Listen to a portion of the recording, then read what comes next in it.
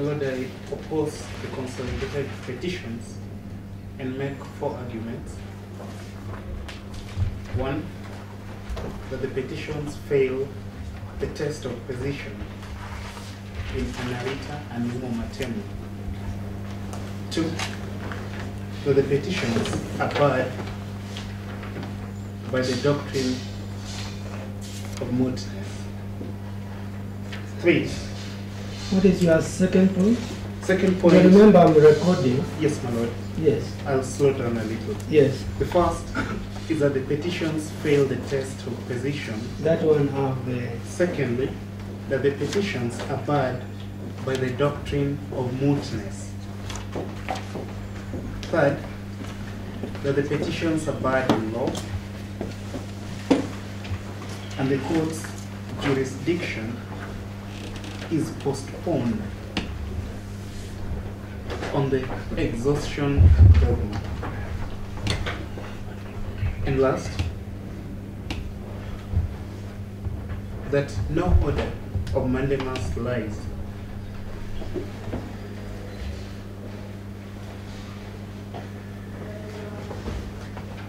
No order of mandamus lies.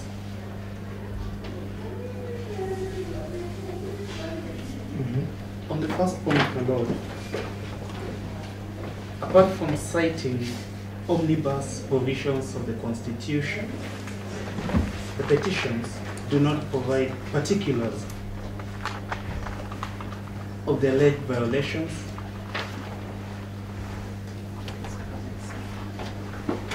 and the manner of violation. My Lord, I'll draw your attention to petition number 94. On its face,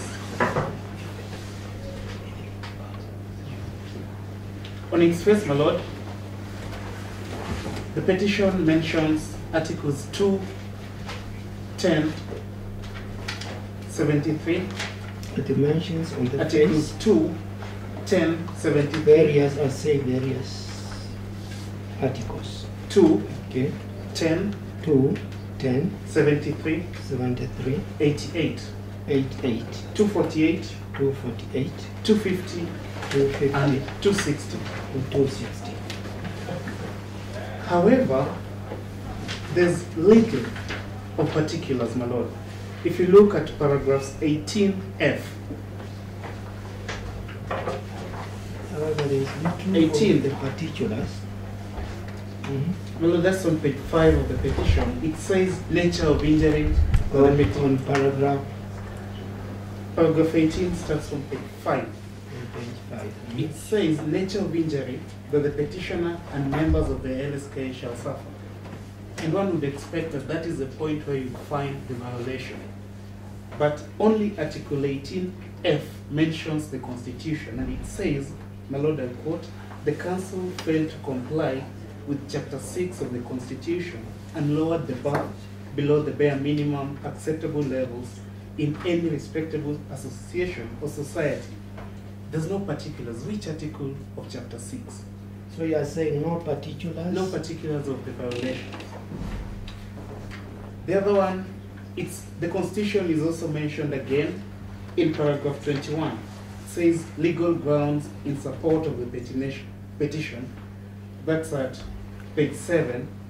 And 21C says, Chapter 6 of the Constitution was breached when Council failed to adopt the independent committee's recommendations. Again, which article in Chapter 6? Which sub-article? How was it breached? It's lacking in particulars. And because of that, my Lord, sorry, my Lord, before I go to the effect, that sin is repeated in petition 93. 94 is the worst, but it's repeated in 93. My Lord, I'd like you to look at paragraphs 32, C, F, J, and N in petition 93. So we have to read petition number 93 for 2019. J and N. 32C, F, and N. F, J, and N, my Lord. At page 125 of the band.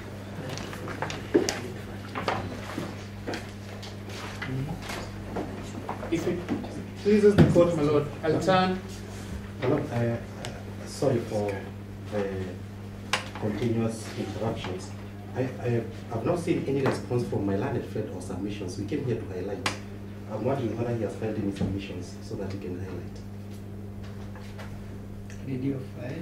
My lord, I filed grounds of opposition, and I rely on them. You are relying on your grounds of opposition. Yes. Have you served him? Yes, I served him. Yes, sufficient. Nonetheless, my lord, we are here to highlight submissions. So if No, there are no my submissions, lord, there's nothing to highlight. with your very kind permission, time to make their case. But he has perfected the art of interrupting any content submission that is coming from our colleagues. Could we kindly just occupy a seat, we get done with this thing. We also want to get done with this thing, we go home. My lord, And they are on points of law. if we were prone to delay, my learned friend does not Mr. serve me. Imasi- But may I just respond? Yes, My lord, you asked me to. You can see I'm respond. not recording, Yes. but I'm also concerned Yes. with the time most of you have been sitting. The time Exactly. I've been sitting here. Yes. I'll tell you, I left in the in the morning. I left Yes. a judgment in the middle. I must have forgotten what I was writing on. Yes. When I go there, I'll spend almost an hour to recollect where was I. Yes. My lord, I appreciate that. In fact, this is why I was actually doing what I was coming to. Yes, we were served with this notice of appointment, and I've seen actually to it our grants. So we appreciate the served submissions this morning. thank you. As far as highlighting is concerned, we don't want to really interrupt. He has a right to the audience.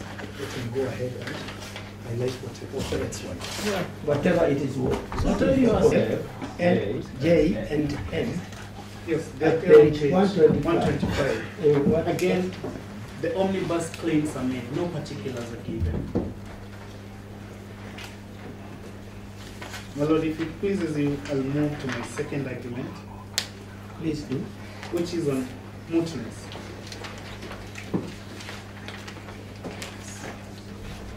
In his submissions, my lord, Senior Counsel Kamau Kuria admitted the meeting of 30th March 2019, at which the code in question was amended, and the articles sought to be enforced through this petition altered.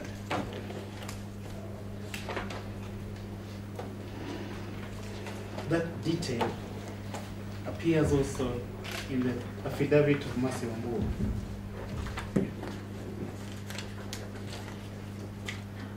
My lord, on the other hand, this court's jurisdiction is animated, it's brought to life by live controversies. Only live discourse, live controversies bring this court's jurisdiction to life. The court should not be burdened with litigation on dead, hypothetical, or academic questions.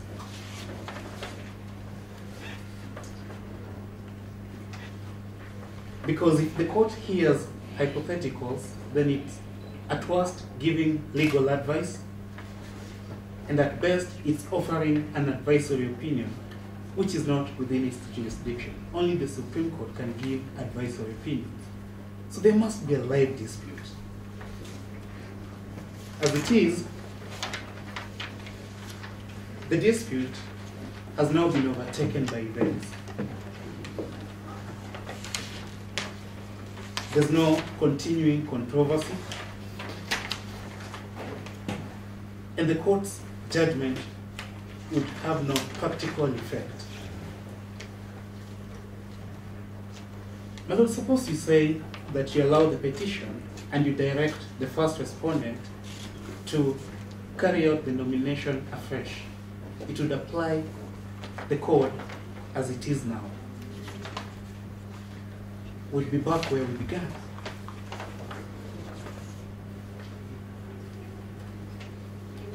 And judicial economy and the public interest weighs against the court entertaining this dispute.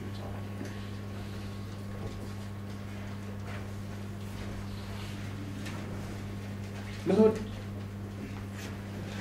that submission is further underpinned by the following fact. If you look at prayer B in petition 94,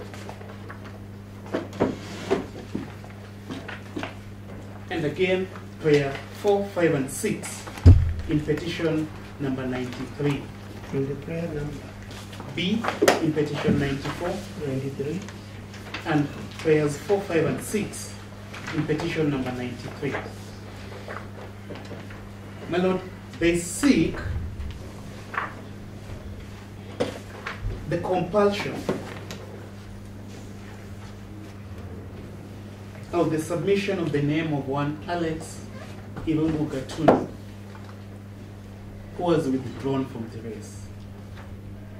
Both of them. Alex Irungu Gatundu, the second interested party, has withdrawn.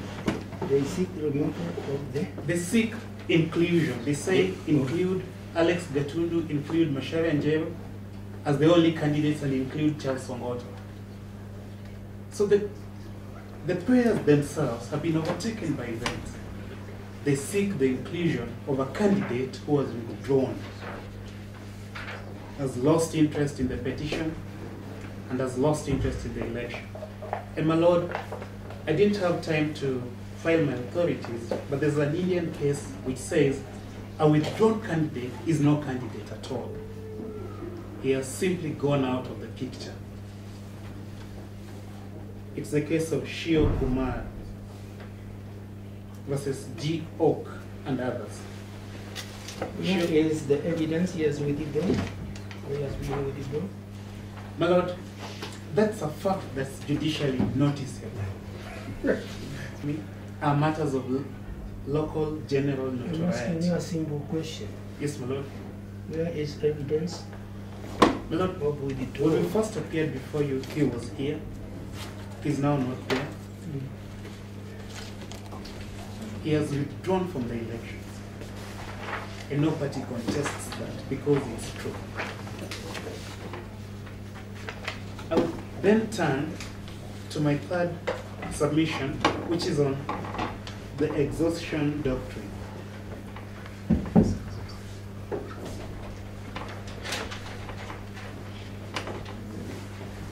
My Lord, no party disputes that the LSK regulations provide for arbitration. No party disputes the LSK. Regulations provide for arbitration. In fact, there's an entire body of regulations dedicated to arbitration alone. My Lord, off the record, those regulations were brought into play after the 1992 dispute, where some members of the society, Senior Counsel Paul Mwite, was jailed because of content in matters relating to LSK elections. So the society brought into place regulations as a first instance forum for resolution of party disputes.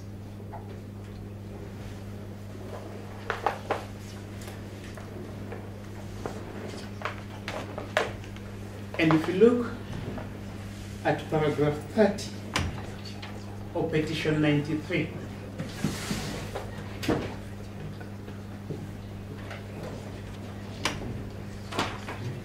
the closest to arbitration was the writing of some letters. Arbitration is instituted by filing a statement of claim, so there was no attempt at arbitration.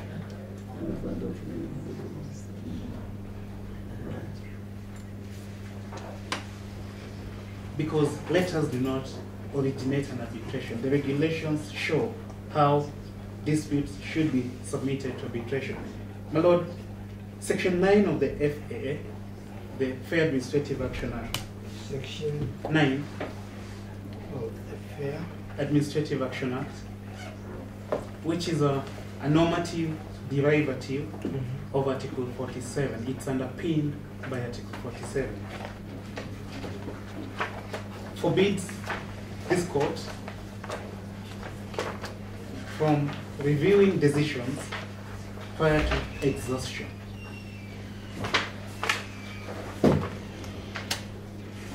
That doctrine, my lord, is further underpinned by Article 159, which mentions arbitration.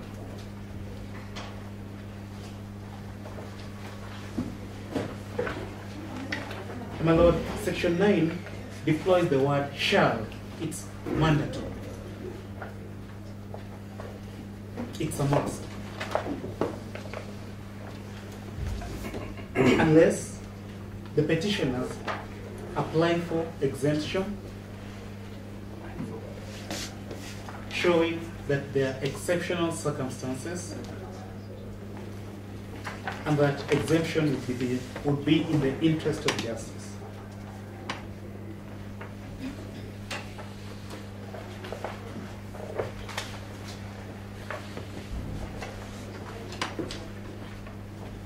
In the application for exemption, they would, for example, say that we think that this is not a membership dispute. But, my lord, Section 16 of the Judicial Service Act requires the first respondent to ensure that its nominees comply with constitutional requirements.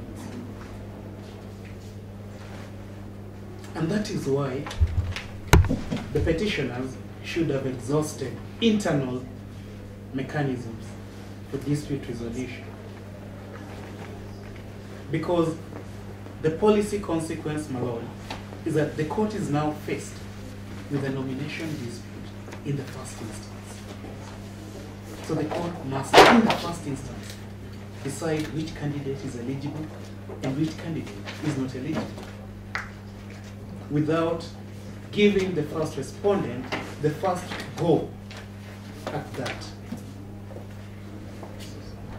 Again, there's allegation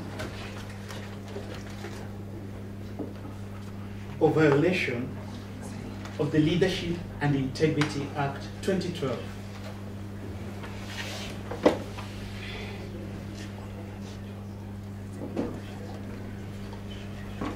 Even that limb of the petition is not justiciable or right, because it was not preceded by the complaint under Section 42 of that Act.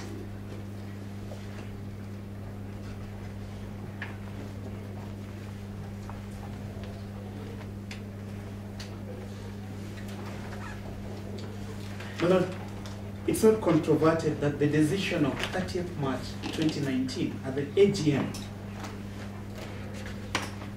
has similarly not been subjected to internal mechanisms for appeal or review.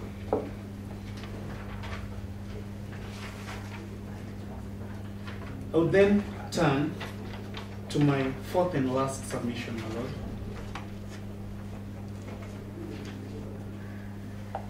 On the point that mandamus does not lie in this petition.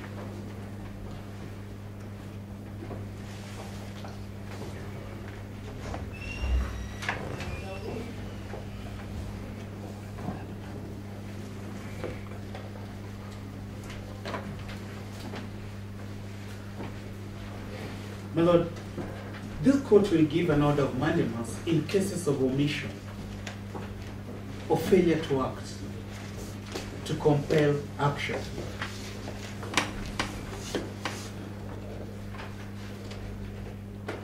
Where there's a public duty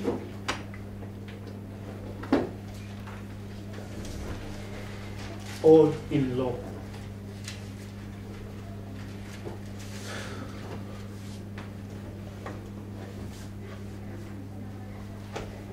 First, there's no failure to act.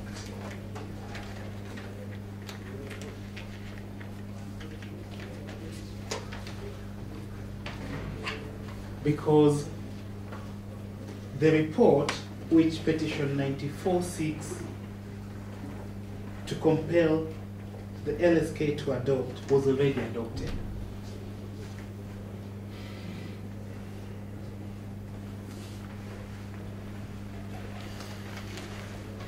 Well, there's a case, it's a case of Republic It's called ex parte Noorani, Minister of Internal Security, ex parte Noorani.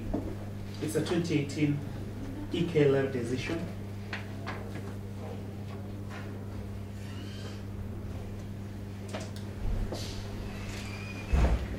It says, my lord, that mandamus will not be given to direct the reversal or retraction of an action already taken, because it applies in cases of omission. It's not meant to reverse decisions already taken, as the petitioners are trying to.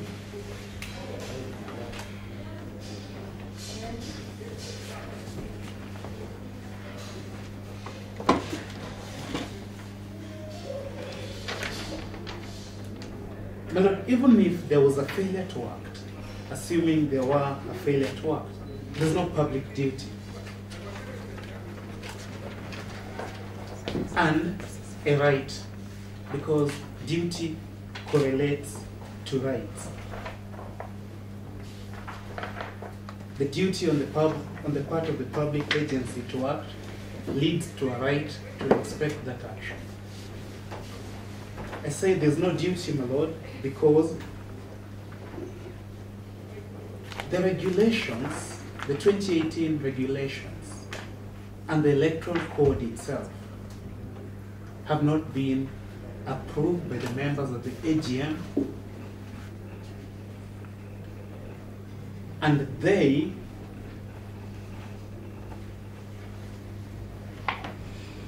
have not been gazetted.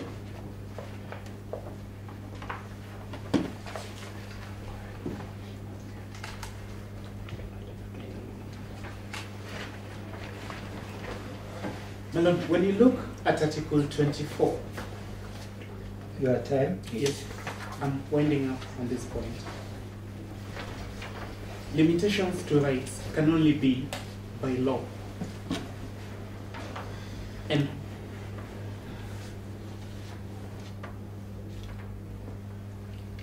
law must be gazetted because of the submission Senior Counsel Courier made that everyone is bound by the law. So it's gazetted, then it's presumed that you know about it. So before an item is gazetted, it cannot be law. The regulations are not law. They're still draft. If you look at sections 22 and 23 of the Statutory Instruments Act 2013, statutory instruments such as the code and these regulations must be gazetted. That's section 22. 22 of the Statutory Instruments Act 2013. Statutory instruments such as this code and the regulations must be gazetted. And they commence from the date of gazettement. No one has told you when the regulations and the code were gazetted, because they've never been gazetted.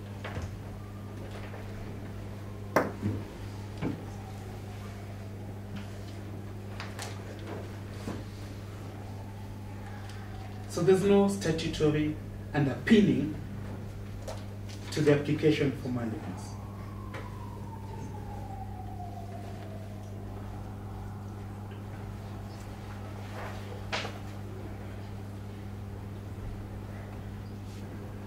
My lord, as to a costs order, this is a society dispute, and I would urge you to let each party bear its own costs for the sake of the unity within the first respondent.